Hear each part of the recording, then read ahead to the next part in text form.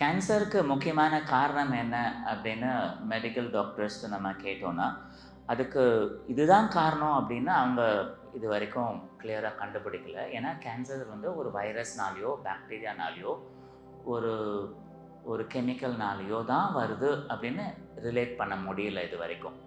அப்படின்னா அவங்களுக்கு கேன்சர் வர்றதுக்கு காரணம்னா ஒரு ரேஞ்ச் குடுப்பாங்க. இந்த ரேஞ்ச் எங்கேருந்து ஆரம்பிக்கும்னா, மிக அதிகமான சூரிய வெளிச்சத்தில இருந்து நம்ம சாப்பிட்ற நெறைய பொருள்கள் கூட அதுக்கு காரணமா இருக்கிறதுக்கு வாய்ப்பு இருக்கு. ஏன்னா ஷூரா தெரியாது. அதனால பாசிபிலிட்டி வந்து இது எல்லாம் ஈவன் பவுடர் நீங்க சிலது யூஸ் பண்றது கூட for example Johnson and Johnson baby powders கூட கேன்சர் காஸ் பண்ணுதுன்னு சூ பண்ண விஷயங்கள்லாம் நடக்குது. ஸோ அப்படின்னா எதுன்னு தெரியல. இதெல்லாம் காரணமா இருக்கிறதுக்கு வாய்ப்பு இருக்கு. ஸோ அப்படின்னா இதுதான் காரணம்னு அவங்க டிஃபைனே பண்ணல. நான் ப்ராப்ளம் என்னன்னா, இப்ப இதுதான் காரணம்னு தெரியாத பட்சத்தில, டாக்டர்ஸ் என்ன பண்ண வேண்டியது இருக்கு? அத ட்ரீட்மெண்ட்டா ஹேண்டில் பண்றத விட, அத வந்து அ ஒரு அந்த அந்த கேன்சர் செல்ஸ அழிக்கிறத ஒரு ட்ரீட்மெண்ட் மாரி பண்ண வேண்டியதா இருக்கு. ஏன்னா, அத எப்படி நிறுத்துறதுன்னு தெரியல. மல்டிப்ளிகேஷன் ஆஃப் செல்ஸ எப்படி நிறுத்துறதுன்னு தெரியல. அப்ப என்ன பண்ண வேண்டியது இருக்கு? எந்த செல்ஸ் எல்லாம் கயாட்டிக்கா மல்டிப்ளை பண்ணுதோ, அதெல்லாம் சிதைக்க வேண்டியதா இருக்கு. இந்த ப்ராசஸ்ல என்ன ஆகுது? நல்ல செல்களும் சேர்ந்து அடி வாங்குறதுக்கான வாய்ப்புகள் இருக்கு. இப்ப டெக்னாலஜி இம்ப்ரூவ் ஆனதுனால என்ன ஆகுது? அந்த கேன்சர் செல்ஸ தான் அழிக்கிறாங்க. ஆனா சுத்தி இருக்கக்கூடிய ஆர்கன்ஸும், செல்கள் கூட அடி வாங்குறதுக்கான வாய்ப்புகள் மிக அதிகம். நான் அப்படி பண்றதுனால என்ன ஆகுது? மத்த உறுப்புகளுக்கு தேவையான எனர்ஜியோ, மத்ததோ பாதிக்கப்படுது. அப்ப சைட் எஃபெக்ட்ஸ் ஆஃப் கேன்சர் வர்றதுக்கு வாய்ப்பு இருக்கு. நான் progression for cancer as a treatment பார்த்தோம்னா, அதுக்கு வந்து பெரிய ஹோப் எல்லா டாக்டர்ஸும் கொடுக்கறது கிடையாது. ஏர்லி ஆன்செட்ல மட்டும் அவங்க நெறைய ஹோப் குடுக்குறாங்க. ஏர்லியரா கண்டுபிடிச்சுட்டாங்கன்னா, அத ட்ரீட் பண்றதுக்கு வழி இருக்கு. ப்ரிடாமினன்ட்டா அவங்க வந்து லைஃப் ஸ்டைல் சேஞ்சஸ் தான் முக்கியம். கீமோலாம் நீங்க எடுக்கணும். ஒரு radiation therapy plus other medication எடுக்கணும். ப்ளஸ் லைஃப் ஸ்டைல் சேஞ்சஸ் தான் கொண்டு வரணும் அப்படிங்கிறத தெளிவா சொல்றாங்க. இன் அதர் வேர்ட்ஸ் டாக்டர்ஸ் என்ன சொல்ல பார்க்குறாங்க, இதுதான் நீ செய்யணும்னு அவசியம் கிடையாது. உனக்கு வேற எந்த ப்ரொசீஜர் உனக்கு குணப்படுத்தணும்னு நெனச்சா கூட நீங்க எடுத்துக்கோங்கிறதையும் சொல்லிடுவாங்க. அப்படிதானே? இது இது நான் குடுக்குற மருந்து தான் நீ சாப்பிடணும், வேற எதையும் சாப்பிடக்கூடாது அப்படி சொல்ல மாட்டாங்க. இல்லையா? வேற ஏதாவது நீங்க அடிஷனலா ட்ரை பண்ணாலும் பண்ணுங்க. லைக் ஹீலிங் பண்ணுங்க, அக்குபஞ்சர் பண்ணுங்க, வேற ஏதாவது பண்ணுங்க. மருந்து ஏதாவது ஆயுர்வேதா சாப்பிட்னாலும். பிகாஸ் இது பண்ணா அது வரும்னு அவங்களால ஷூரா சொல்ல முடியாதனால, அந்த பேஷண்ட்டோட நன்மைய கருதி என்னென்னலாம் நீங்க உதவி வேணும்னு நெனைக்கிறீங்களோ, அதெல்லாம் நீங்க செஞ்சுடுங்கன்னு சொல்லிடுறாங்க. ஆனா அவங்க முக்கியமா என்ன சொல்றாங்க, லைஃப் ஸ்டைல் சேஞ்சஸ் வந்து நீங்க கொண்டு வரணும். உங்க வாழ்க்கை இத நோக்கி தான் போகுதுன்னு தெரிஞ்சா, நீங்க அத உங்க இப்ப இருக்க பழக்கவழக்கத்தெல்லாம் மாத்திட்டு, உங்க குவாலிட்டி லைஃப் கொண்டு வரணும். ஆனா குவாலிட்டி லைஃப் கொண்டு வரணும்னா, அது எப்படி கொண்டு வரணுங்கிறதுக்கான டெஃபினிஷன் அங்க கிடையாது. ஓகே. இங்க பிராணிக் ஹீலிங்லேருந்து ஹியூஜ் சப்போர்ட் கிடைக்கிறதுக்கான வாய்ப்பு மிக, மிக அதிகம். இந்த லைஃப் ஸ்டைல் சேஞ்சஸ் அப்படின்னு டாக்டர் சொல்றதுக்கு பிரமாதமான அர்த்தம் என்ன அப்படின்னு என்ன கேட்டீங்கன்னா, நான் என்ன சொல்வேன், நான் யாருங்கிறத உணர்ந்தவங்க, தன்னுடைய சிஸ்டம் எப்படி இயங்குது அப்படிங்கிறத உணர்ந்தவங்க, அப்படின்னா என்ன அர்த்தம்? நான் ஆத்மாங்கிறத உணர்ந்தவங்க, இந்த உடலும் மனதும் ஒரு கருவிங்கிறத உணர்ந்தவங்க, என்னுடைய எண்ணங்கள் தான், உணர்வுகள் தான் என்னுடைய உடலை பாதிக்குது அப்படிங்கிறத தெளிவா உணர்ந்தவங்க, என்ன செய்ய முயற்சி பண்ணுவாங்க? எண்ணங்களையும், உணர்வுகளையும் ரெகுலேட் பண்ண முயற்சி பண்ணுவாங்க. இல்லையா? தன்னோட எண்ணங்கள தன்னுடைய கட்டுப்பாட்டுக்குள்ள கொண்டு வர முயற்சி பண்ணுவாங்க.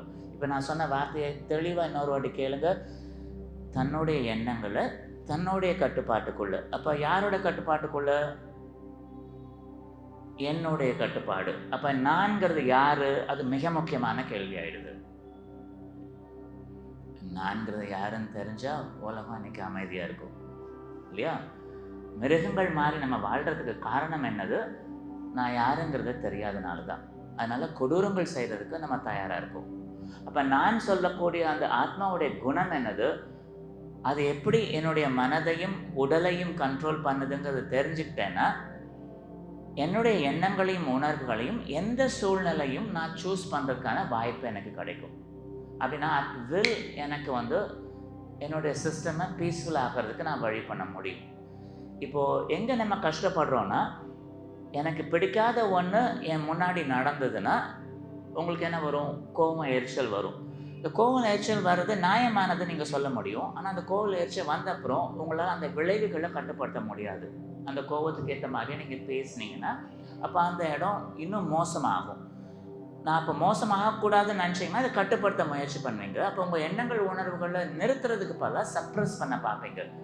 உங்கள் எண்ணங்களையும் உணர்வுகளையும் சப்ரஸ் பண்ணும்போது என்ன ஆகுது? அந்த எனர்ஜி உங்கள் சிஸ்டம்குள்ளே இருக்குது, வார்த்தையாக மட்டும் வெளியில் வரல. அப்போ என்ன ஆகுது? நீங்கள் உருவாக்கின கோபமும், எரிச்சலும், பயமும், சோகமும் உணர்வுகளை உங்கள் உடலையும் மனதையும் பாதிக்குது. அதனால தான் நீங்கள் மனசு பாரமாக இருக்குன்னு சொல்கிறீங்க. எப்போ பாரமாக இருக்குன்னு சொல்கிறீங்க? உங்கள் மன வேதனையில் இருக்கும்போது. இந்த மன வேதனைக்கு காரணம் யார்? ஷூராக இன்னொருத்தர் கிடையாது. ஏன்னா யார் வேணால் எது வேணால் செய்ய முடியும். ஆனால் அவங்க செய்கிற செயலை பொருட்படுத்தாமல் உங்களுக்கு தேவையானதை நீங்கள் சிந்திக்கிறதுக்கும் சுதந்திரம் இருக்குது. அவங்க என்னெல்லாம் செய்கிறாங்களோ அதை ஃபாலோ பண்ணுறதுக்கு உங்களுக்கு சுதந்திரம் இருக்குது. அதை எதிர்க்கிறதுக்கு சுதந்திரமாக இருக்குது. ஆர் கம்ப்ளீட்டாக அதை ரிஜெக்ட் பண்ணிவிட்டு நீங்கள் நிம்மதியாக வாழ்கிறதுக்கும் சுதந்திரம் இருக்குது. அப்போ நீங்கள் என்ன சூஸ் பண்ணுறீங்க?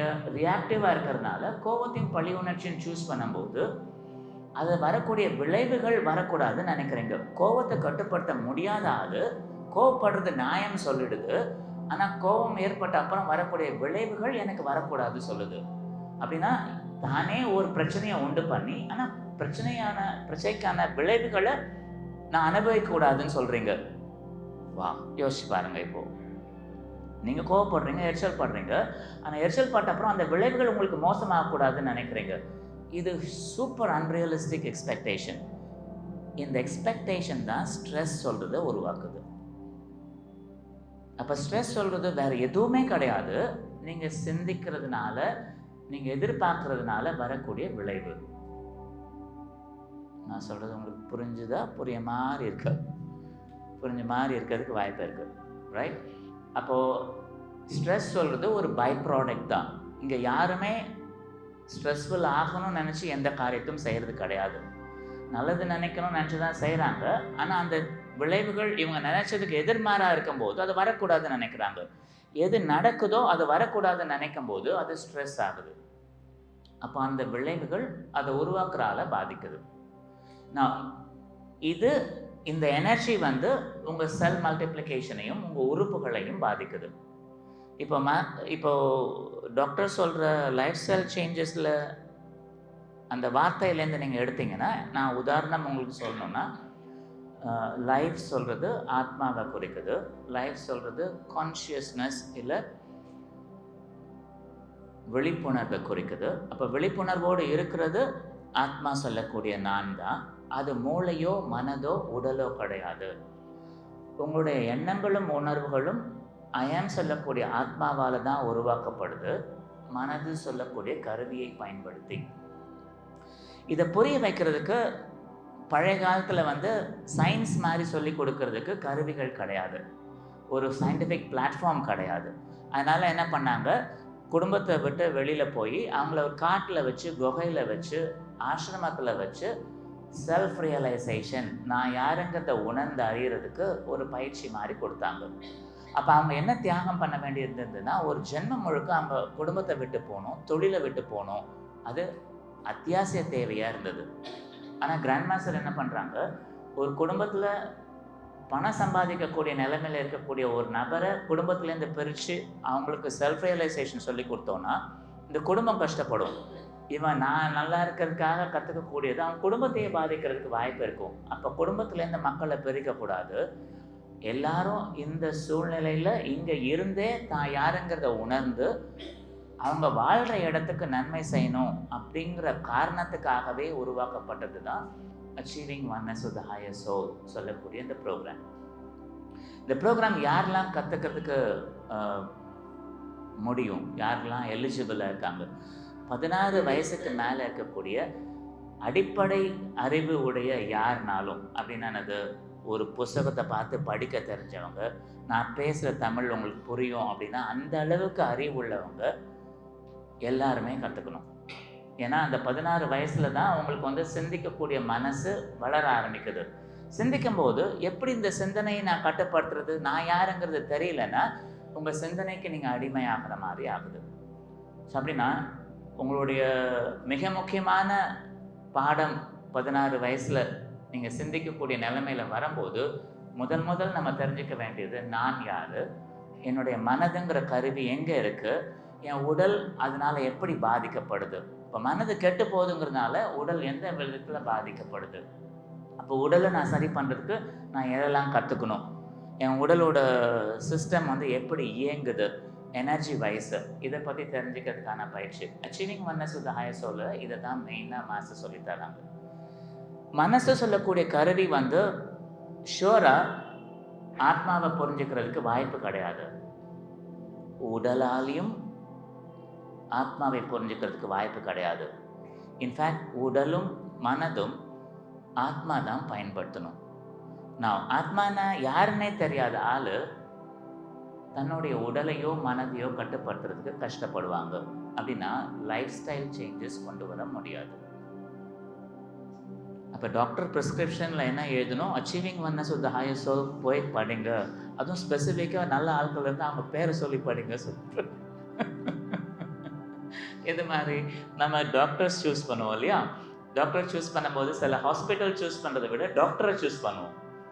அந்த ஹாஸ்பிட்டல்ஸ் மாறாதான் இருந்தால் கூட எக்ஸப்ஷனல் டாக்டர்ஸ் இருந்தாங்கன்னா அவங்கள்ட்ட போங்க அப்படி சொல்லுவோம். ஸோ அப்போது இந்த அனுபவம் உள்ளவங்கள்ட்ட நீங்கள் கற்றுக்குறீங்க வச்சுக்கோங்க. Achieving oneness with higher soul program கற்றுக்குறீங்க. கான்செப்ட் மாதிரி சொல்லித்தராங்க. அனுபவ ரீதியாக உங்களுக்கு அதை எக்ஸ்பீரியன்ஸ் பண்ணுறதுக்கான பயிற்சிகள் கொடுக்குறாங்க. இந்த ப்ரோக்ராமோட நேச்சரே அதை அப்படி தான் டிசைன் பண்ணியிருக்காங்க. மாஸ்டர் டிசைன் பண்ண அந்த ப்ரோக்ராம் வந்து நீங்கள் யாருங்கிறத உணர்வது, அப்படின்னா உங்களோட பீஸ் அண்ட் லவ் அப்படிங்கிறது அந்த இயல்பான ஆத்மாவோட குணம்னா அதை நீங்கள் எப்படி அனுபவிப்பீங்க? இந்த பீஸ் அண்ட் லவ் அனுபவிக்கும் போது உங்கள் மனசால் எப்படி ஒரு எண்ணத்தையும் உருவாக்காமல் ஸ்டில்லாக இருக்க முடியும், அதை வந்து உங்களுக்கு உணர்வு பூர்வமாக அனுபவிக்கிற மாதிரி சொல்லி கொடுத்துருப்பாங்க. இப்போ கூட அந்த பயிற்சி உங்களுக்கு நான் சொல்லிக் கொடுக்க முடியும். சில நொடிகளில் உங்கள் மனசை சிந்திக்கவே விடாத அளவுக்கு ஒரு எக்ஸ்பெரிமெண்ட் நான் உங்களுக்கு பண்ணி காமிக்க முடியும். அது வேணால் ட்ரை பண்ணி பார்க்கலாமா? ஓகே, இது பிராணிக் ஹீலிங் செஷன்ஸ் எல்லாத்துலேயும் நம்ம பண்ணி பார்த்துருப்போம். பட் உங்கள் லெஃப்ட் ஹேண்டை உயர்த்திக்கோங்க. உங்கள் கட்டை விரலால் உள்ளங்கை தொட்டுக்கோங்க. அண்ட் தென் இன்னொரு கையை வச்சுட்டு உள்ளங்கை தொட்டுக்கோங்க.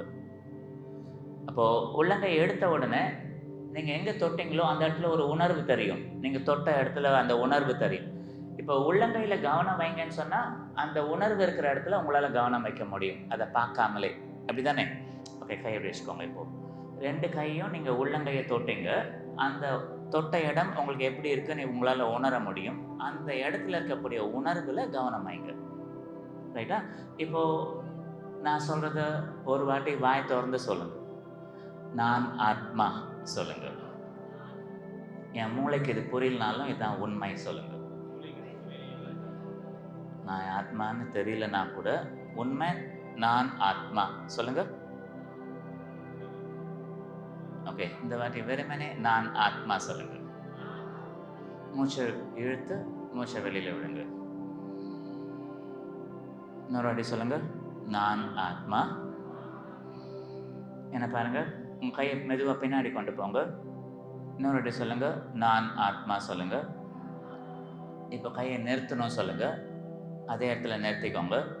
இப்போ மெதுவாக இந்த 2 கையும் கிட்ட கொண்டு வர போகிறேன் அப்படின்னு உங்கள் மனசில் நினச்சிக்கோங்க. நினச்சிட்டு ஒரு ஸ்மால் மில்லிமீட்டர் பை மில்லிமீட்டர் கிட்ட கொண்டு வர முயற்சி பண்ணுங்க. என்ன ஆகுது? யாருமே கை அசைக்கலை. நான் உங்களை அசைக்க சொல்கிறேன். நான் என்ன ஆகுது? அப்போ ஆத்மான்னு சொன்ன மாத்திரத்தில் உங்கள் கைக்குள்ளே இருக்கக்கூடிய எனர்ஜி லெவல் வந்து அதிகமாகுது. எந்த அளவுக்கு அதிகமாகுதுன்னா உங்கள் கையை கிட்ட கொண்டு வரக்கூட முடியல. இப்போது நான் சொல்கிறத செஞ்சு பாருங்கள். கொஞ்சம் பின்னாடி முன்னாடி பண்ணுங்கள். ஒரு பலூனை பிடிச்சி அழுத்தின மாதிரி இருக்கும். ஃபீல் பண்ண முடியுதா உங்களால்? எல்லாராலையும் முடியுதா? எப்படி?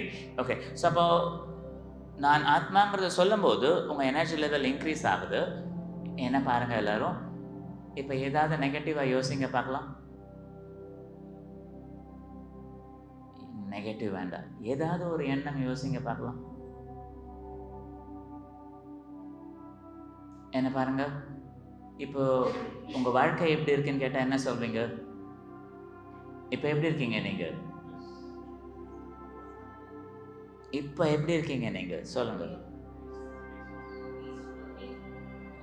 அப்போ நான் யாருங்கிறத கான்செப்ட் லெவலில் உணர்ந்தா கூட உங்களால் நெகட்டிவ் யோசிக்க முடியாது, தேவையில்லாத கெட்டது யோசிக்க முடியாது.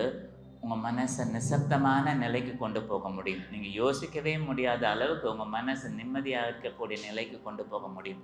இதை சில நொடிகளுக்குள்ளே பண்ண முடியும்னா, இதை ஒரு 16 மணி நேரம் ப்ரோக்ராமாக நீங்கள் கற்றுக்குறீங்கன்னு வச்சுக்கோங்க. இன்யூமரபிள் டெக்னிக்ஸ் இது மாதிரி, எண்ணற்ற செய்திகள் இது மாதிரி எல்லாமே உங்கள் வாழ்க்கையை உங்கள் வேணுங்கிற திசைக்கு கொண்டு போகக்கூடிய அளவுக்கான பயிற்சிகளாக இருந்தால் உங்களுக்கு எப்படி இருக்கும்? இந்த ப்ரோக்ராம் அது மாதிரி தான் கிராண்ட் மாஸ்டர் டிசைன் பண்ணியிருக்காங்க. ஓகே, கிராண்ட் மாஸ்டரோட நோக்கம் என்னது? இந்த ப்ரோக்ராம் உங்களுக்கு கொடுக்கறதுனால அவங்களுக்கு என்ன நடக்கும்? அப்போது எதுக்காக இதை கொடுத்துருப்பாங்க? ஏதாவது ஒன்று எதிர்பார்க்காம ஒரு மகான் வந்து இதை வந்து சர்வசாதாரணமாக சொல்லி கொடுத்துருவாங்களா? என்ன எதிர்பார்ப்பாங்க நீங்கள் நினைக்கிறீங்க? அப்போ நான் யாருங்கிறத கான்செப்ட் லெவலில் நினைக்கும் போதே உங்களால் மனசு கெடுதல் நினைக்க முடியலன்னா, இந்த பயிற்சியை நீங்கள் வாழ்நாளில் பயிற்சி பண்ண முடியும். அந்த மாதிரி கொண்டு வந்துட்டோன்னா உங்கள் மனசை நிம்மதியாக இருக்கிறதுக்கான பயிற்சி உங்களுக்கே சொல்லி கொடுத்துட்டாங்க அப்படின்னா, உங்கள் குடும்பத்தில் உங்களுக்கு தேவையான மன நிம்மதியும் சந்தோஷம் கொடுக்கக்கூடிய ஆளாக உங்கள் குடும்பத்துக்கு உங்களை திருப்பி அனுப்ப முடியும்னா, உங்கள் குடும்பத்தோட எனர்ஜியை நிம்மதியான நிலைக்கு கொண்டு போகக்கூடிய பல நபர்களில் நீங்கள் ஒருத்தங்களாக இருப்பீங்க அப்படின்னா, உங்களோட எஃபெக்ட் வந்து உங்கள் குடும்பம் நல்லாயிருக்கும். ஒவ்வொரு குடும்பமும் நல்லா இருந்ததுன்னா அந்த ஊரும் நாடும் நல்லாயிருக்கும். அப்போ உலக நிம்மதிக்கு மக்கள் தான் யாருங்கிறத உணர்ந்தாங்கன்னா அவங்க வாழ்க்கை நல்லாயிருக்கும், உலகமும் நல்லாயிருக்கும். அப்போ கிராண்ட் மாஸ்டரோட எதிர்பார்ப்பு உங்கள் முதுவலியோ தலைவலியோ போகணுங்கிறது கிடையாது. இந்த உலகம் நல்லா இருக்கணும், அதுக்கு ஒவ்வொருத்தரும் நல்லபடியாக சிந்திக்கணும். அதுக்கு நான் யாருன்னு தெரியலன்னா முடியாது. அப்போ நான் யாருங்கிறது தெரிகிறது உலகத்துக்கு மிக மிக முக்கியமானது. ரெண்டாவது ரொம்ப வேல்யூபிளான ஒரு விஷயம் நான் சொல்ல முடியும். காமன் சென்ஸ் அப்படின்னு சொல்லுவாங்க. உனக்கு இந்த காமன் சென்ஸ் கூட இல்லையா அப்படின்னு சொல்லுவாங்க இல்லையா? அப்படின்னா என்னன்னு உங்களுக்கு தெரியுமா? யாரை காமன் சென்ஸ் இல்லைன்னு சொல்லுவாங்க? உங்கள் பார்வையில் நீங்கள் நிறைய பேர்கிட்ட பழகிருப்பீங்க இல்லையா? காமன் சென்ஸ் இல்லை அப்படி சொல்லுவாங்க இல்லையா? காமன் சென்ஸ்னா என்னது? ரொம்ப சாதாரண தெரிய விஷயம். பட் அதுக்கு இன்னொரு அர்த்தமும் இருக்கிறதுக்கு வாய்ப்பு இருக்கா? Yes or no?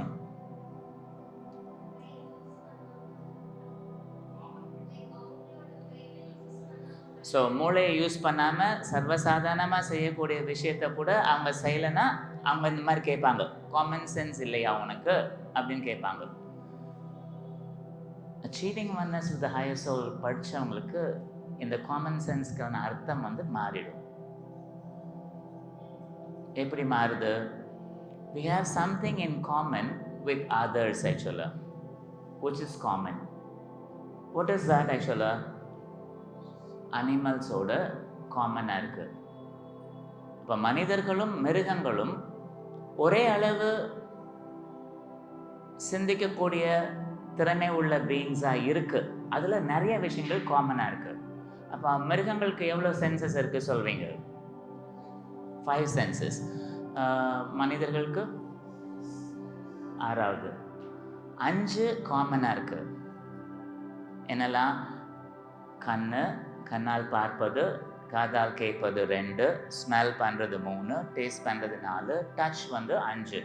இது மிருகங்களுக்கும் இருக்குது. மிருகங்கள் இன்ஃபேக்ட் நம்மளோட சூப்பராக இருக்குது. இந்த 5 சென்சஸ் அதுக்கு சூப்பர் ஷார்ப்பாக இருக்குது. ஸ்மெல்லிங்கில் ஹியரிங் வந்து நம்மளோட ஹை ஃப்ரீக்வன்சி, அதால் மைல்ஸ் அவை அதால் கண்டுபிடிக்க முடியும். ஸ்மெல்லையும் நம்மளை அதை பீட் பண்ண முடியும். ஆனால் நம்மளுக்கும் இந்த 5 சென்சஸ் இருக்குது. This we have in common with animals actually. So மிருகங்கள் செய்கிறதுக்கு கூட உன்னால் செய்ய முடியலையா அப்படின்னு கேட்குறது என்ன சொல்கிறாங்க? காமன் சென்ஸ் இல்லை உனக்கு அப்படி கேட்குறாங்க. மிருகத்துக்கு சமமான ஒரு சென்சஸ் தானே வச்சுருக்க, அதுக்கே தெரியுதே, உனக்கு தெரியலையான்னு கேட்குறாங்க. அப்ப 6வது சென்ஸ் என்னது? அது தெரிஞ்சா உலகம் நிம்மதியாயிடும். அப்ப லிட்ரலா பார்த்தா மிருகங்களோட கேவலமா வாழ்ந்துட்டு இருக்கோம். சாரி டு சே திஸ், கடினமான வார்த்தை மாதிரி இருக்கு. ஆனா உண்மை என்னன்னா, கடைசி 100 வருஷத்துல எந்த மிருகமும் தன்னுடைய சொந்த இனத்தை பொருளுக்காகவோ மதத்துக்காகவோ ஜாதி விஷயத்துக்காகவோ கோடிக்கணக்கான மக்களை கொலை செய்யல, கொடூரங்கள் செஞ்சிருக்கோம். ஆனா நம்ம தான் ஹைலி டெவலப்னு பேசுறோம். நியாயமானதே கிடையாது. எதனால? 6வது சென்ஸ்னா என்னன்னு தெரியாதனால. இந்த 6வது சென்ஸ் யாருடைய தொடர்புடையது? ஆத்மாவுடைய தொடர்புடையது.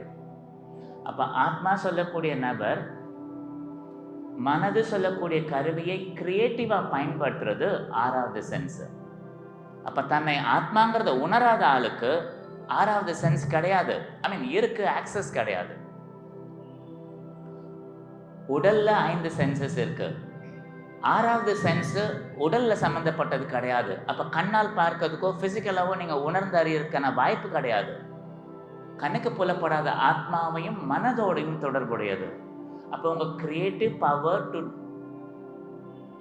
to visualize, the ability to see which is not yet there and create that. உங்க வாழ்க்கை பிரமாதமா வாழணும் இந்த சூழ்நிலையில, அது எப்படின்னு சிந்திக்கக்கூடிய அந்த அறிவு 6வது அறிவோடு தொடர்புடையது. அப்ப ஆத்மா நான்கிறத உணராத ஆளு இந்த கிரியேட்டிவ் விஷுவலைசேஷனை செய்ய முடியாது. மற்றவங்கள காப்பி தான் பண்ண முடியும். மங்கி சி மங்கி டூ மாதிரி தான் வாழ்ந்துட்டு இருக்கோம். மிக குறைவான மக்கள் தான் கிரியேட்டிவ் பவரை பயன்படுத்தி உலகத்துக்கு தேவையான நன்மைகளை கொடுக்குறாங்க. மற்றவங்க எல்லாம் அதை பயன்படுத்துகிறோம், இல்லை காப்பி பண்ணுறோம். குரங்கு மாதிரி வாழ்ந்துட்டு இருக்கோம். அதனால தான் achieving oneness with higher soul தேவை. நான் சொல்கிறேன், நான் யாருங்கிறத உணர்ந்தவங்களுக்கு, தன்னுடைய மனது சொல்லக்கூடிய கருவி எவ்வளோ புனிதமானதுங்கிறத உணர்ந்தவங்களுக்கு இந்த வகுப்பு அவங்களுக்குள்ள இருக்கக்கூடிய அந்த ஆக்கப்பூர்வமான அறிவை, கண்ணுக்கு புலப்படாத ஒரு விஷயத்தை உருவாக்குறது எப்படிங்கிற அந்த கிரியேட்டிவ் இமேஜினேஷனை கொண்டு வரக்கூடியது தான் அந்த 6வது அறிவு. இந்த ப்ரோக்ராம் இதை கேட்ட அப்புறம் நீங்கள் படிக்காமல் இருக்கவே முடியாது. காரணம் எதுவுமே உங்களால் சொல்ல முடியாது.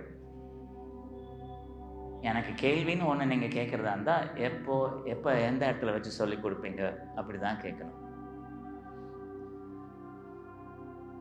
உங்கள் வாழ்க்கையை மாற்றக்கூடிய மிக மிக முக்கியமான ஒரு பாடம் இதுதான். நிஜமாவே மனிதன் அவருக்கான பயிற்சி தான் achieving oneness with higher soul. அப்போ மனிதன் சொல்றக்கூடிய அந்த வார்த்தைக்கான அர்த்தம் கேட்டிங்கன்னா, மனதை பயன்படுத்துபவன். தான் யாருன்னு தெரியாத ஆளு தன்னுடைய மனதை பயன்படுத்த முடியாது. அப்போ அவன் மிருகமாக இருக்கிறதுக்கோ, பாதி மனிதன் பாதி மிருகமாக வாழ்கிறதுக்கான வாய்ப்பு அதிகம். மிருகமாகவே இருந்தால் கூட நல்லா இருந்துருவாங்க. ஆனால் மனிதனுடைய அறிவும் மிருக குணமும் இருக்கும்போது தான் கொடூரங்கள் நடக்குது. இப்போது நம்மளுக்கு என்ன வேணும்? பாதி மனிதன் பாதி மிருகமாக இருக்கக்கூடிய ஆளை மனிதனாக மாற்றுறதுக்கான பயிற்சி வேணும். உலகம் நிம்மதியாக இருக்கணும்னா மனிதர்கள் மனிதர்களாக இருக்கணும், மனதை பயன்படுத்தவங்களாக இருக்கணும். அதுக்கான பயிற்சி தான் achieving oneness with higher soul. உங்கள் வாழ்க்கைக்கு மிக மிக மிக முக்கியமான செய்தி. உலகத்துக்கு நீங்கள் இந்த செய்தியை கொண்டு போகணுன்னா இந்த செய்தியை தான் நீங்கள் கொண்டு போகணும். எங்கேயோ நடந்த கெடுதலை சொல்கிறதுக்கு பதிலாக, அங்கே இவ்வளோ பேர் இறந்தாங்க, இவ்வளோ பிரச்சனை வந்தது, கொடூரங்களை பற்றி பேசுகிறதுக்கு பதிலாக மனசு நிம்மதியாகிறதுக்கான பயிற்சியை நம்ம கொண்டு வரணும்னா இந்த program achieving oneness with higher soul grand மாஸ்டரோட இந்த ப்ரோக்ராம் புனிதத்திலும் புனிதமான ஒரு ப்ரோக்ராமாக இருக்கும். இதை நீங்கள் உடனே கற்றுக்கணும். கேள்வி இருந்தால் கேளுங்க. ரொம்ப ரொம்ப கஷ்டமாக இருக்கக்கூடிய நோய்கள் இருக்குது, அவங்க தான் கற்றுக்கணும்னு அவசியம் கிடையாது. நீங்கள் வாழ்க்கையில் ஜெயிக்கணும், முன்னேறணும்னு நினைக்கிறவங்க, உங்களுக்கு எந்த பிரச்சனையும் இல்லை, உங்கள் வாழ்க்கை பிரமாதமாக தான் இருக்குது, உடல் ஆரோக்கியம் நல்லா இருக்குது, உறவுகள் பிரமாதமாக இருக்குது, பணம் நிறையா சம்பாதிக்கிறீங்க, இவங்களும் மேலும் பிரமாதமாகணும், இன்னும் ஷார்ப் ஆகணும், இன்ட்யூட்டிவ் ஆகணும். இல்லை, மனதை பயன்படுத்தி அந்த அறிவை பயன்படுத்துறதுக்கு பல ப்ராப்ளம் வர்றதுக்கு முன்னாடியே அதுக்கான தீர்வு கிடைக்கணும்னு நினைக்கிறவங்க இதை கற்றுக்கலாம். சிகிச்சை வேணும்னு நினைக்கிறவங்க கற்றுக்கலாம். உறவுகள் நல்லா இருக்கணும்னு நினைக்கிறவங்க கற்றுக்கலாம். உங்கள் குடும்பத்துக்கு நிறைய நன்மை செய்யணும்னு நினைக்கிறேன், ஆனால் என்ன பண்ணணும்னு எனக்கு தெரியல, ஏன்னா என் மனசே நிம்மதியாக இல்லை அப்படின்னு நினைக்கிறவங்க இதை கற்றுக்கலாம். அப்போ யார் வேணால் கற்றுக்கலாம். 16 வயசு மட்டும் ஆயிருக்கும். ப்ரோக்ராம் வந்து இந்த 27th and 28th of June நடக்குது. அது வந்து டைரக்ட் செஷன் மாதிரி இருக்குது. ஆன்லைனில் ஒரு செஷன் இருக்குது. இது வந்து ஜூலையில் வருது, ஆன்லைனில் வருது. அது இங்கிலீஷ் ப்ரோக்ராமாக இருக்கும். பேசிக் பிராணிக் ஹீலிங் ப்ரோக்ராம் வந்து இந்த சனி ஞாயிறு இருக்குது. அந்த ப்ரோக்ராமில் உங்களுக்கு என்ன சொல்லி தருவாங்கன்னா, அந்த உடல் எப்படி ஒளி உடலோடு இணைக்கப்பட்டிருக்கு, இந்த ஒளி உடலில் எப்படி உடலில் இருக்கக்கூடிய எல்லா எனர்ஜி கவுண்டர் பார்ட்டும் அங்கே இருக்குது. ஃபார் எக்ஸாம்பிள் உங்களுக்கு பிளட் வெசல்ஸ் இருக்குன்னா அந்த ஒளி உடலில் எப்படி நாடிகள் இருக்குது, உடலில் எப்படி ரத்தம் உடலுக்குள்ளே சுற்றி வந்து உடல் உறுப்புகளை ஆரோக்கியமாக வைக்குதோ, அதே மாதிரி பிராண சக்தி சொல்லக்கூடிய அந்த ஜீவசக்தி வந்து நாடிகள் வழியாக சுற்றி வந்து அந்த உடலை ஆரோக்கியமாக இருக்கிறதுக்கு எப்படி உதவி செய்யுது.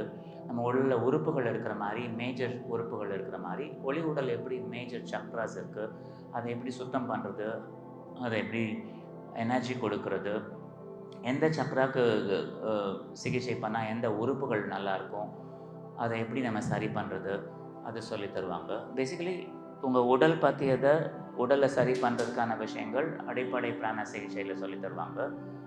நீங்கள் யார், நான் எதுக்காக இந்த பிறவி எடுத்திருக்கேன், நான் கற்றுக்க வேண்டிய பாடம் என்னது, என் வாழ்க்கை சூழ்நிலை ஏன் இது மாதிரி வந்து நிற்குது, அப்போது கடவுளுங்கிறவர் இருக்காரா இல்லையா, ஏன்னா அவர் எல்லாருக்கும் நன்மை தான் படைப்பார் அப்படின்னா, சின்ன வயசுலேயே பிறந்த உடனே கஷ்டப்படக்கூடிய பிள்ளைங்களாம் இருக்கு, அவங்களுக்கு ஏன் இந்த சோதனை வருது, இதுக்கு காரணம் என்னது, இதை பற்றிலாம் தெரிஞ்சுக்கிறதுக்கு வந்து achieving oneness with higher soul உங்களுக்கு உங்கள் லைஃப் பர்பஸை சொல்லிக் கொடுக்கறதுக்கு அது யூஸ்ஃபுல்லாக இருக்கும். உங்கள் மனதை எப்படி கட்டுப்படுத்துறது, எண்ணங்கள் எப்படி ரெகுலேட் பண்ணுறது, நிசப்தமான நிலைக்கு எப்படி போகிறது, இதை சொல்லி தருவாங்க. ஸோ கிட்டத்தட்ட இந்த 2 நாள் வகுப்பில் நீங்கள் அடிப்படை விஷயங்கள் உங்கள் வாழ்க்கையை சரி பண்ணுறதுக்கெல்லாம் கற்றுக்கலாம். இதுலேருந்து நீங்கள் மகான் ஆகிற வரைக்கும் கற்றுக்கலாம். உங்களுக்கு ஜென்மத்துக்கு கற்றுக்கிறதுக்கு இந்த ஸ்கூலில் வந்து டீச்சர்ஸும் இருக்காங்க. இது ஒரு பெரிய இன்னர் யூனிவர்சிட்டி அப்படின்னு சொல்லலாம். முதல் 2 என்ட்ரி லெவல் கிளாஸஸ் வந்து basic pranic healing 1, achieving oneness with higher soul 2 entry level programs இருக்குது. அந்த மாதிரி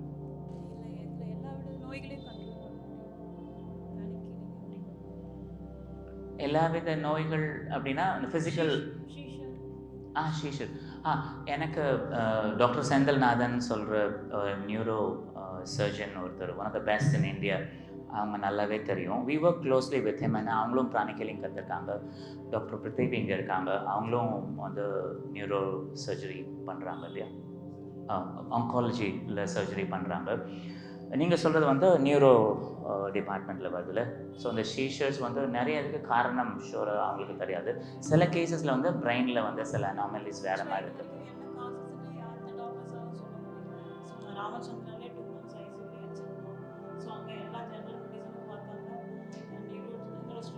இது வரைக்கும் எல்லாமே நெகட்டிவ் தான் வருது, பாசிட்டிவ் எதுவுமே இல்லை. பட் எங்கே இந்த ஷீஷர் வருதுன்னு இது வரைக்கும் கரெக்டான ஆள்கிட்ட நல்ல நேரத்தில் தான் அந்த கேள்வி கேட்டிருக்கீங்க. இன்யூமரபிள் கேசஸ் நான் ஹேண்டில் பண்ணியிருக்கேன். ஷீஷர்ஸ் உள்ளது 7 வயசு 8 வயசில் இருக்கக்கூடிய பெண் குழந்தை, கிட்டத்தட்ட ஒரு நாளைக்கு 15 ஷீஷர்ஸ் வந்த குழந்தைய நம்ம அந்த டைமில் சரி பண்ணியிருக்கோம். which came down to 1 in a day. அந்த மாதிரி ஒரு 10 நாள் ஹீலிங்கில் அது சேஞ்ச் ஆச்சு. டாக்டர் சொல்லும்போது நான் டாக்டர் செந்தில்நாதன் சொன்னதுக்கான காரணம் என்னென்னா, அவங்க வந்து பிராணிக் ஹீலிங்கை வந்து யாராவது அவங்க ஃபேமிலி மெம்பர்ஸ் வந்து அடிஷ்னலாக ஒரு தெரப்பி மாதிரி நீங்கள் கற்றுக்கணுன்னா ஆர் அதில் சிகிச்சை வேணும்னா எங்களுக்கு ரெஃபர் பண்ணுவாங்க. நாங்கள் வி ஒர்க் வித் தேம். ஆக்சுவலாக அவங்க எங்களுக்கு பேஷண்ட்ஸ் அனுப்புவாங்க, நாங்கள் அந்த பேஷண்ட்ஸோட ஃபீட்பேக் அவங்களுக்கு கொடுப்போம். ஸோ அது வந்து மருந்தால் ஷூராக ஒன்றும் செய்ய முடியாதுன்னு இருக்கும். ஸோ அப்போ அவங்க வந்து சந்தோஷமாக அவங்க ஆசைப்பட்டாங்கன்னா, வேறு ஒரு ஐடியா இருக்குது நீங்கள் பார்க்குறீங்களான்னு சொன்னால் அவங்க எஸ் சொன்னாங்கன்னா எங்களுக்கு ரெஃபர் பண்ணுவாங்க. ஸோ when we integrate வந்து சீஷர்ஸ் ரொம்ப ரொம்ப நல்லாவே சரி பண்ண முடியும். ஆக்சுவலாக இது வந்து சடன்லி ஒரு 21 இயர்ஸ் ஃபேஸில் தான் இருக்குது. திடீர்னு ஸ்டார்ட் ஆச்சு. அது எப்படி வந்தது இது வரைக்கும் அதான் சிஎஸ்எஃப்னு சொல்லிட்டு ஒரு டெஸ்ட் எடுப்பாங்க நியூரலஜி. அது கூட எல்லா இடத்துலையும் அது எடுக்கக்கூடாதுன்னு சொன்னாங்க. ஸோ அதுவும் எடுத்தாங்க. இது பண்ணி இது வரைக்கும் சரியாகல. ஸோ டெய்லி பேஸஸும் இருக்குது. ஸோ வீக்லி பேஸஸ் வருது. என்ன ட்ரீட்மெண்ட்டு. ஸோ அவங்களே டாக்டர்ஸே இதில் ஜிஹெச்சில் சொன்ன ஒரு டாக்டர் என்னென்னா, அவங்க மெடிசன் எடுத்து எடுத்து வந்து இன்னும் கொஞ்சம் டேமேஜ் தான் ஆகிட்ருக்கும் அந்த பிரெயின் தான் அவங்களுக்கு. ஸோ மெடிசன் நீங்கள் மாறி கூட பாருங்க வந்துட்டு ஒரு அலோபதி டாக்டரே சஜஷன் கொடுத்துட்டாரு. சுப்பிரமணியம் சொல்லிட்டு நியூராலஜிஸ்ட் ஜிஹெச்சில். டாக்டர்ஸ் கிட்ட நீங்கள் குறை சொல்ல முடியாதுமா, ஏன்னா அவங்க வந்து அவங்க பெஸ்ட்டு செய்கிறாங்க. ஸோ நீங்கள் ஒரு பர்டிகுலர் மெடிசன் கொடுத்துட்டாங்கன்னா அவங்க அதுக்கு மேலே டோசேஜ் தான் இன்க்ரீஸ் பண்ண முடியும், மேலே ஒன்றும் பெருசாக ஒன்றும் செய்ய முடியாது. லிட்ரலி டாக்டர்ஸ்க்கும் தெரியும் இதில் வந்து பெருசாக ஒன்றும் செய்ய முடியாதுங்கிறது.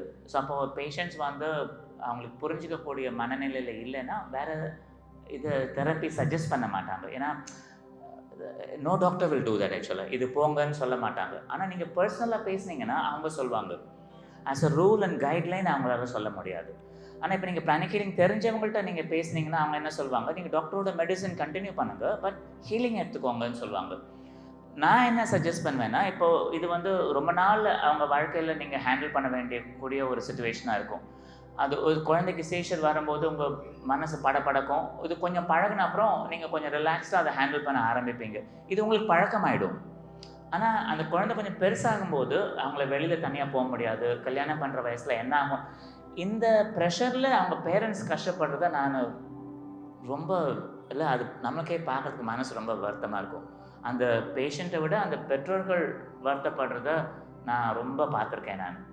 அதனால் நான் என்ன சொல்வேன்னா, இப்போ என்னால் இது செய்ய முடியும்னா நானும் இதை கற்றுக்கிட்டு தான் செய்கிறேன்னா நீ ஏன் கற்றுக்கூடாது, நான் உனக்கு ஹெல்ப் பண்ணுறேன், நீ கற்றுக்கோ, அப்புறம் உன் குழந்தைய நீ ஃபாலோ பண்ணி பார்த்துக்கோ அப்படி சொல்வேன்.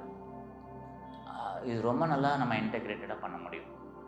எஸ்பெஷலி நீங்கள் கேட்டது வந்து எல்லா நோயும் கேட்டுட்டு அப்போ நீங்கள் ஒரு குறிப்பிட்ட நோய் ஒரு வேளை உங்களுக்கு தெரிஞ்சவங்க யாராவது பாதிக்கப்பட்டிருக்கிறதுக்கு வாய்ப்பு இருக்குன்னா நீங்கள் அதனால கேட்டிருப்பீங்க. ஷூராக நீங்கள் ஹெல்ப் பண்ணலாம். நீங்கள் வந்து பார்க்கணும். ஆக்சுவலாக ஜாப் போக முடியல, 3 and half years வேறு எதுவுமே இப்போ வீட்டை விட்டு வெளியில் போனால் ஷீஷர் பார்த்தாலும் ஆமாம் ஆமாம் அதனால எங்கேயுமே அனுப்ப முடியல. ஸோ அவன் மெக்கானிக்கல் இன்ஜினியரிங் முடிச்சுட்டு ஸோ சடன்லி ஜாப் போகும்போது ஸ்டார்ட் ஆகுது. ஸோ எந்த ட்ரீட்மெண்ட்டும் டாக்டர்ஸும் அவங்க நீங்கள் வேணால் வேறு அவங்களே ஏதாவது சஜஷன் கொடுத்துருக்காங்க. அலோபதி டாக்டரே வந்து நீங்கள் ஏதாவது ஆயுர்வேதா அது மாதிரிலாம் பண்ணுங்கள், யோகா பண்ணுங்கள், ஸோ மெடிடேஷன் மெதுவாக ஸ்லோலி அவங்களுக்கு கொஞ்சம் எல்லாமே சேஞ்ச் பண்ணுங்கள் அப்படின்ட்டு. ஸோ இப்போ தான் நான் ஒன்று ஒன்றா நான் பண்ணிட்டு. இப்போ நான் ரீசெண்டாக ஒரு விஷயம் நான் சொன்னதை நான் இங்கே உங்களுக்கு சொல்ல ஆசைப்பட்றேன். This will give you lot of confidence. நீங்கள் உடனே ஹீலிங் வர்றதுக்கு வாய்ப்பு இருக்குது. ரொம்ப close member of our group ஒருத்தவங்களுக்கு வந்து அவங்க குழந்தைக்கு வந்து மேரேஜ் ஈஷர் வந்தது. ரிசல்ட் ஒரு நைட்டு 1:30 2 o'clock போல் இருக்கும், ஏர்லி மார்னிங் போல். ஸோ அந்த டைமில் வந்து அவங்க கூப்பிடும்போது இது மாதிரி இருக்கிறான்னு சொல்லும்போது அவங்க தேவர் ரஷிங் ஹிம் டு ஹாஸ்பிட்டல். ஆக்சுவலாக டாக்டர்ஸ் வந்து ட்ரிப்ஸ் போட்டு மெடிசன் கொடுத்தா அது ஷீஷர் நார்மலி கட் ஆகிடும். அது ட்ரிப்ஸ் கொடுத்தும் சரியாகல. 2வது பாட்டில் அவங்க ஏற்றும் போது கூட அந்த சீஷர் வந்து விட்டு வந்துகிட்டே இருந்தது. அது அந்த ஃப்ரீக்வன்சி ரொம்ப அதிகமாக இருந்த டைமில் வந்து அவங்களால எம்ஆர்ஐ கூட அவங்களால எடுக்க முடியல. ஏன்னா அந்த டைமில் அவங்க ஷேக் ஆகிடுறதுனால. ஸோ அவங்க செடேட் பண்ண வேண்டியது. செடேட் பண்ணாங்கன்னா அவங்க ஒரு வேளை he may go into coma மாதிரியும் சொல்கிறோம். ஸோ அந்த பேரண்ட்ஸ்க்கு வந்து ஒரு சீஷன் போயிட்டு இவங்க கேட்டது எல்லாமே ஷாக்கிங்காக இருந்தது. they called us at 2:30 in the morning, அந்த ஏர்லி மார்னிங்கில் பண்ணும்போது. ஸோ அப்போது இங்கேருந்து டிஸ்டன்ஸ் ஹீலிங் தான் பண்ணோம். வித்தின் ஃபியூ மினிட்ஸ் வந்து the child வந்து நார்மல் ஆனிச்சு, அந்த சீஷர் நின்றுச்சு. they still went through அந்த ட்ரிப்ஸ் எல்லாம் போட்டாங்க. அப்புறம் வந்து எம்ஆர்ஐக்கான எல்லா சிடிஎன் எம்ஆர்ஐ எல்லாம் எடுத்தாங்க. பெரிய டிஃப்ரென்ஸ் ஒன்றும் அவங்க கண்டுபிடிக்கல. எந்த அனாமலி எல்லா டெஸ்ட்டும் பார்த்தாங்க. நீங்கள் சொன்ன மாதிரி இந்த ஸ்பைனில் அந்த ஃப்ளூயிட் எடுக்கிறது எல்லாமே எடுத்து பார்த்தாங்க. அது எல்லாமே அவங்களுக்கு நார்மலாக தான் இருந்தது. which gave good confidence to the parents. ஒன்றும் அவங்களுக்கு ப்ராப்ளம் இல்லைன்னு. ஆனால் இது திரும்பி வரக்கூடாதுங்கிற பயம் அவங்களுக்கு அதிகமாக இருக்குது. ஸோ அப்போ அவங்க என்ன சொன்னாங்க, இதை ரெகுலராக ஹீல் பண்ணுறதுக்கு முடியுமா அப்படி கேட்டுட்ருக்காங்க. ஸோ இது வந்து ஆக்சுவல் கேஸில் நடந்தது ஒரு 15-20 நாளுக்குள்ளே நடந்தது. ஸோ இப்போது நீங்கள் இந்த செய்தி கேட்குறீங்கன்னா டெஃபினட்டாக நீங்கள் கான்ஃபிடெண்ட்டாக போகலாம், இதில் நல்லது நடக்கும் அப்படிங்கிறது. குட் நியூஸ் என்னென்னா இது நிறைய இடத்துல சென்டர்ஸ் இருக்குது. இந்தியா பூரா நிறைய சென்டர்ஸ் இருக்குது. நீங்கள் நல்ல சென்டர் போய் பார்த்தீங்கன்னா they can help. நீங்கள் என்கிட்ட கேட்டதுனால என்கிட்ட வந்தாலும் நான் ஹெல்ப் பண்ண முடியும். கேள்வி என்கிட்ட கேட்டதுனால ஹீலிங் தான் வந்தேன். ஆக்சுவலாக நான் யோகா கேட்க தான் இங்கே வந்திருந்தேன். ஸோ அப்படின்னா இல்லை இவங்க ஹீலிங்கே பண்ணலாம் அப்படின்னு சொல்லிட்டு இதெல்லாம் பண்ணாங்க. நல்லாவே பண்ணலாம். அது ஆக்சுவலாக நல்ல ரிசல்ட் இருக்குது. ஃபர்ஸ்ட் டேவே பார்த்தீங்கன்னா அவன் தூங்கவே மாட்டான். அவன் தூங்கி ஆக்சுவலாக 6 months ஆகுது. நடுவில் ஏதோ முடிச்சு ஏதோ டிஸ்டர்ப் ஆகுது. அவன் கேட்டால் எனக்கு யாரோ எழுப்புற மாதிரி ஒரு ஃபீல் ஆகுது அப்படின்னு எழுந்து உட்காந்துருவான். ஸோ அந்த தூக்கமே இல்லாத லாஸ்ட் அது எண்ட் ஆஃப் வந்து சீசர் வந்துடுது. அவங்கள்ட்ட நீங்கள் கேட்டிங்கன்னா அவங்க சொல்லுவாங்க இது மாதிரி வந்து இது வரப்போகிறதுக்கு முன்னாடி கூட அவங்களுக்கு தெரியும் ஒரு மாதிரி ஆக போகுது. ஃபர்ஸ்ட் சொல்லிட்டு இருந்தாங்க. இப்போல்லாம் அவ்வளோவா தெரியறது இல்லை. ஆக்சுவலாக பார்த்தீங்கன்னா ஏப்ரல் ஏன்னா அது பழகுனதுனால அந்த பெயின் டாலரன்ஸ் அதிகமாக இருக்கும்போது அந்த தலைவலி வந்து எக்ஸ்ட்ரீம் தலைவலி வர்ற வரைக்கும் அவங்களால ஹேண்டில் அது அந்த தெரியாது. அந்த த்ரெஷோல்டை தாண்டும் போது தான் சடனாக வந்த மாதிரி இருக்கும். ஆனால் முன்னாடி இது தெரிஞ்சிருக்கும் தலைவலி வருது ஏதோ ஒரு சென்சேஷன் வரும். ஹீட் ஆகுது ஆக்சுவலாக. ஹீட் ஆகும். ஹீட் ஆகும். ஏதோ காலில் ஏதோ ஒரு மாதிரி இருக்கு அப்படின்னு சொல்லுவாங்க. ஆமாம். எதுவுமே சொல்றது இல்லை. இது நல்லாவே சரி பண்ண முடியும். நல்லாவே சரி பண்ண முடியும். சப்ஸ்டான்ஷியலாக சரி பண்ண முடியும். You can go back to work with confidence. நீங்கள் சொன்ன மாதிரி ரொம்ப ஸ்ட்ரெஸ் அவுட் ஆகிட்டேன். நான் வீட்டுக்குள்ளேயே இருக்கேன். நான் என் வேலைக்கு போக முடியல. என்னோட லைஃப் என்ன அப்படின்ற மாதிரி ஒரு மீட் பண்ணலாம் அப்படின்னு கண்டிப்பாக பண்ணலாம். கூஸ் பம்ப்ஸ் வருதுல்ல. கண்டிப்பாக வரலாம். எதார்ச்சமாக நடந்த ஒரு மீட்டிங் மாதிரி இது இல்லைல்ல, நமக்கு டெஃபினட்டாக ஹெல்ப் பண்ண முடியும்.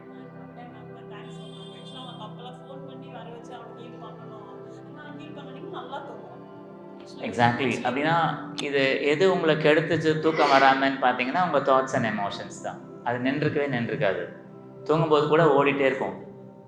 தூங்கும்போது கூட மூவி பார்த்த மாதிரி இருக்காது. கச்ச கச்ச கச்சன்னு இருக்கும். காலைல எந்திரிக்கும் போது எக்கச்சக்கமான எண்ணங்கள் ஓடிட்டே இருக்குது. அது உங்களுக்கு ஸ்ட்ரெஸ் அதிகமாகிடும்.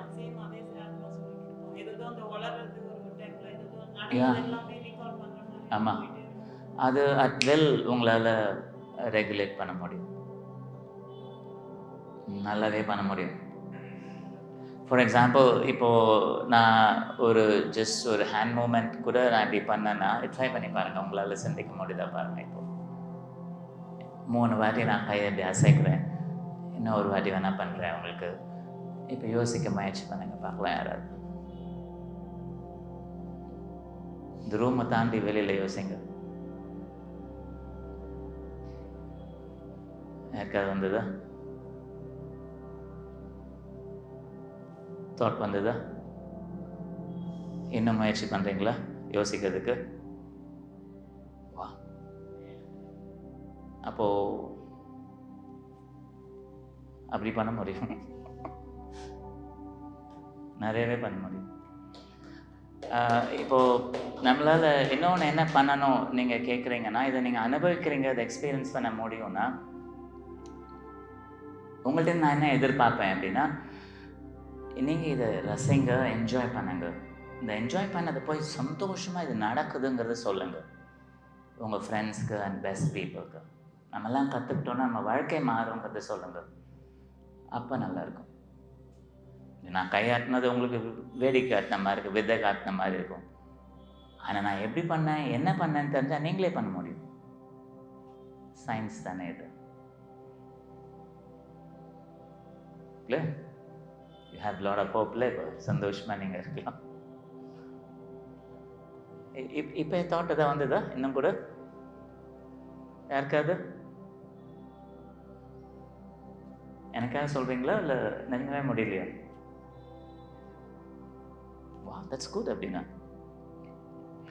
அப்போது பிராணிக் ஹீலிங்கில் என்னது நடக்குது அப்படின்னா, மேஜராக நம்ம தாட்ஸ் அண்ட் எமோஷன்ஸை தான் ரெகுலேட் பண்ணுறதுக்கான பயிற்சி கொடுக்குறாங்க. அப்போ ஹைப்பர் ஆக்டிவ் சில்ட்ரனுக்கெல்லாம் அவங்களோட மேஜர் ப்ராப்ளம் என்னது, அவங்க மைண்டில் நிறைய எனர்ஜி இருக்குது, ஆனால் அது வந்து பாடியோட சிங்க்ரனைஸ் ஆக மாட்டேங்குது. ரொம்ப வேகமாக யோசிக்கிறாங்க, ஆனால் யோசிக்கிறது ரொம்ப கம்மியாக யோசிக்கிறாங்க. உடம்பு அதுக்கு மேலே வேகமாக ரியாக்ட் பண்ணுது. சிந்திக்கிறதுக்கு மேலே ஆக்ஷன்ஸ் ஜாஸ்தி ரெகுலேட்டடாக இல்லை. மைண்ட் அண்ட் பாடி சிங்கில் இல்லாத மாதிரி இருக்குது. அப்போ என்ன ஆகுது, அவங்க சக்ராஸ் எல்லாமே, லோவர் சக்ராஸ் எல்லாம் பெருசாக ஆகிடுது. இந்த பிள்ளைங்கள நீங்கள் வெறுமனே ஒரு 4-5 வாட்டி கையாட்டினீங்கன்னா துருன்னு இருக்கக்கூடிய பிள்ளைங்கள நீங்கள் உட்கார வைக்க முடியும். I have seen many parents இப்படி கையை வச்சுட்டு அந்த பிள்ளைங்க உட்காரத பார்க்குறத ரசிச்சிருக்கேன் நான். இப்படி உட்காந்து பார்த்ததே இல்லை சார் அப்படி சொல்கிறத நான் பார்த்துருக்கேன். What gives me Joy is that அந்த பேரண்ட்ஸோட ஃபேஸ் மாறுறது, அவங்களோட சந்தோஷம் தான் எனக்கு ஒரு ஹியூஜ் போனஸ் மாதிரி. ஸோ அப்படின்னா என்னால் இதை செய்ய முடியும்னா நம்ம எல்லாராலையும் செய்ய முடியும், நம்ம எல்லாராலையும் கற்றுக்க முடியும். கிராண்ட் மாஸ்டர் வந்து அந்த மாதிரி தான் இதை டிசைன் பண்ணியிருக்காங்க. எல்லாரும் கற்றுக்கணும் மாதிரி தான் டிசைன் பண்ணியிருக்காங்க. குட்.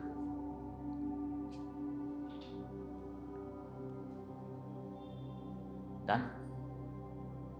Thank you.